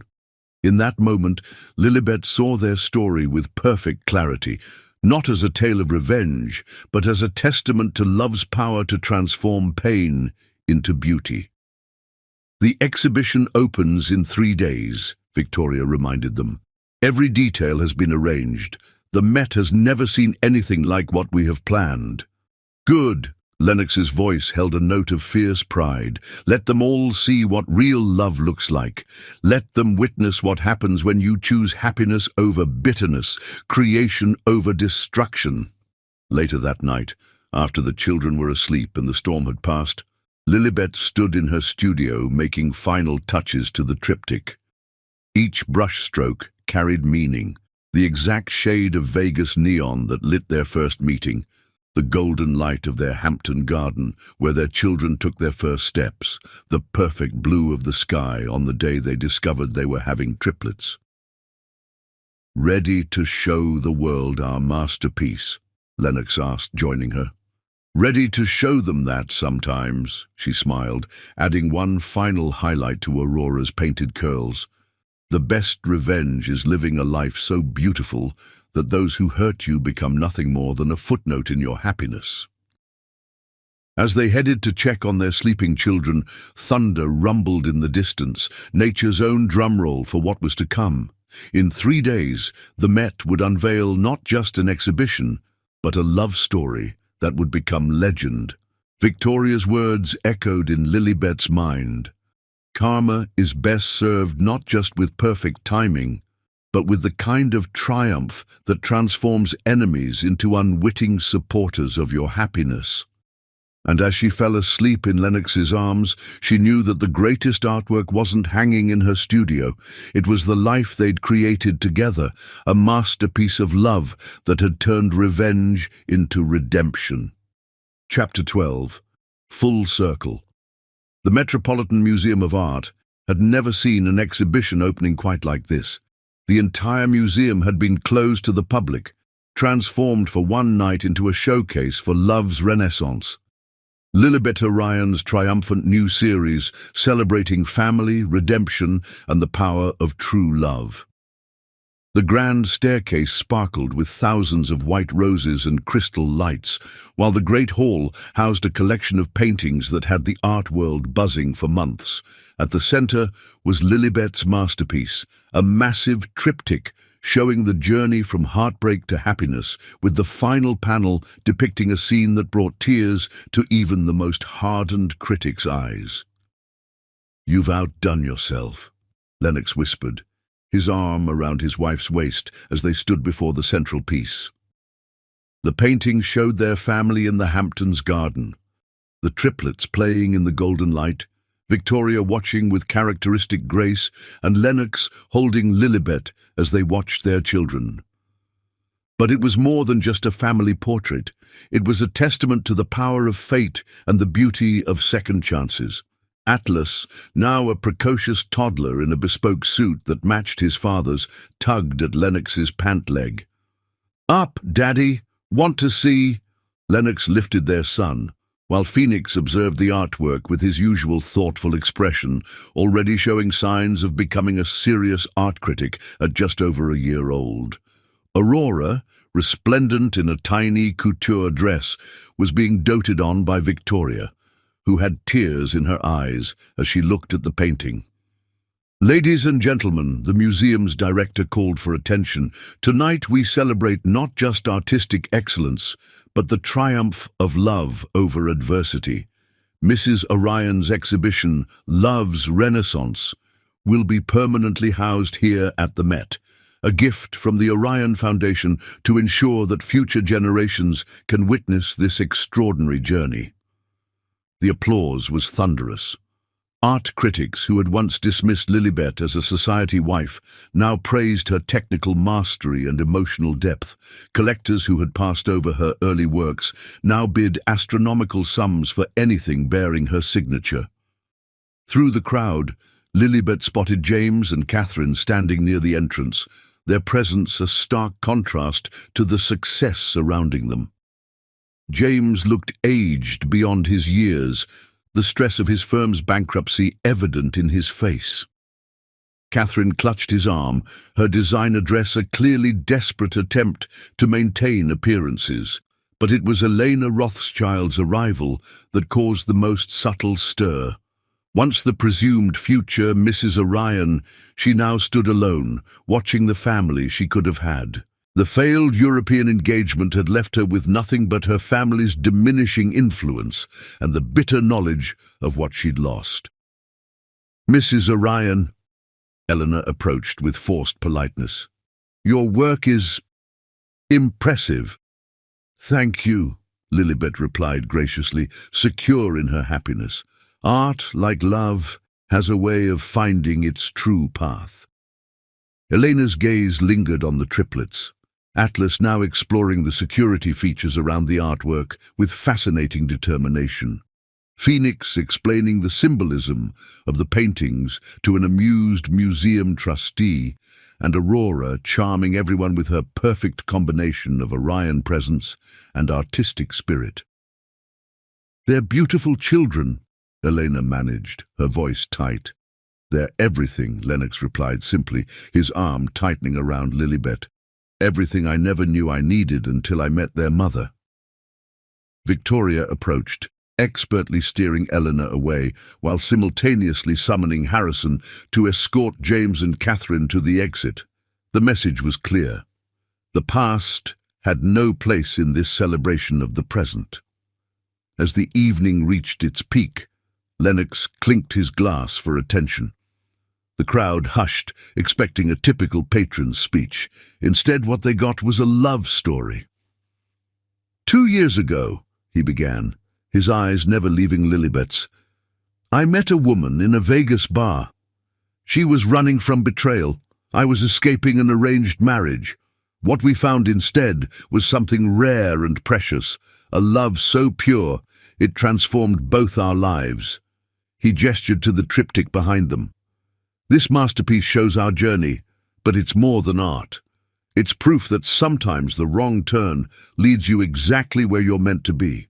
My wife didn't just give me 3 perfect children or create these extraordinary paintings. She showed me what real love looks like.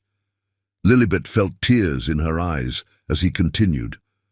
To those who doubted us, who thought a Vegas wedding couldn't last, look around. Look at our children, our family, this testament to love's power to transform pain into beauty. My wife took heartbreak and turned it into art. She took a chance meeting and turned it into destiny. He turned to face James and Catherine directly. To those who thought they were trading up, who believed love could be calculated like a business deal, thank you. Your betrayal led this extraordinary woman to me, and I will spend the rest of my life being worthy of that gift. The room was silent, moved by the raw emotion in his voice. Even the triplets seemed to sense the moment's importance, Aurora reaching for her mother, while her brothers stood unusually still. My darling, Lennox addressed Lilibet directly now, you came to Vegas looking for escape. Instead, you found your destiny. These paintings show our past, but our future. That's the masterpiece we're still creating every day with every moment we share. He kissed her then, not caring about the cameras or the crowd. It was a kiss that spoke of passion, of gratitude, of a love that had only grown stronger with each challenge they faced. As the applause erupted around them, Lilibet looked at her family, her strong, beautiful children, her proud mother-in-law, and the husband who had turned a desperate escape into the greatest love story ever told. James and Catherine slipped out unnoticed, their presence as insignificant as their betrayal had become. Eleanor lingered at the edges, a ghost of what might have been, before finally accepting that some losses can never be recovered. Later that night, after the crowds had gone and the triplets were asleep in their nursery suite, Lilibet and Lennox stood on their penthouse terrace, overlooking the city that had witnessed their journey. "Happy?" he asked, though he knew the answer. "Beyond happy," she replied, thinking of how far they'd come from that Vegas bar. "Though I do have one question. Anything. If you could go back to that night knowing everything that would happen, would you still say yes when a heartbroken artist suggested getting married?" His answer was immediate and fierce. 1,000 times yes. In every lifetime, in every possible universe, I would choose you. Choose us. Choose this extraordinary life we've built together. As if in response, a baby's cry echoed through the monitor. Aurora followed quickly by her brothers. Their parents smiled, recognizing the pattern. "Duty calls," Lilibet said, taking her husband's hand. "Our best adventure yet," he agreed. As they headed to the nursery, Lilibet thought about revenge and redemption, about pain transformed into beauty, about wrong turns that lead to right destinations. Her art might hang in the Met, but her greatest masterpiece was this life she'd created. A love story that began in desperation and bloomed into something more magical than any fairy tale. Sometimes she knew now the best revenge isn't just living well, it's living extraordinarily well, surrounded by a love so pure it transforms everything it touches. And their love story, improbable as it had begun, was still writing new chapters, each one more beautiful than the last. Subscribe if you liked.